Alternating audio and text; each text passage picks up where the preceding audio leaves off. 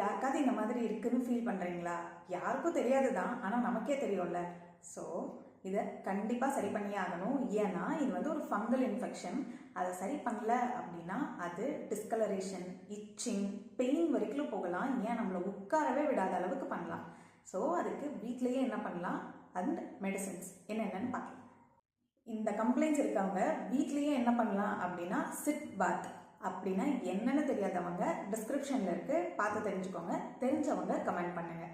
அதில் என்ன பண்ணலாம் அப்படின்னா வெதுவெதுன்னு இருக்க தண்ணியில் 1/2 ஸ்பூன் கடுக்காய் பொடி அண்ட் வெட்டிவேர் கொஞ்சமாக ஆட் பண்ணி கொஞ்ச நேரம் விட்டுட்டு அதில் உட்காந்து எந்திரிக்கணும். Morning and evening 2 times a day பண்ணிட்டு வரீங்க அப்படின்னா இந்த கம்ப்ளைண்ட் இருக்கிற இடமே தெரியாமல் போயிடும்.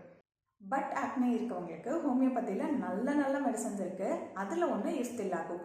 இதை வாஸ்லின்லேயோ இல்லை கோகோனட் ஆயிலையோ மிக்ஸ் பண்ணி வச்சுட்டு பீரியாடிக்கலாக யூஸ் பண்ணிட்டு வரீங்க அப்படின்னா, அதாவது மார்னிங் அண்ட் ஈவினிங் இல்லை நைட் ஏதாவது ஒரு 2 times a day அப்படி அப்ளை பண்ணிட்டு வரீங்க அப்படின்னா வித்தின் அ வீக்கே நல்ல ரிசல்ட்ஸ் எதிர்பார்க்கலாம்.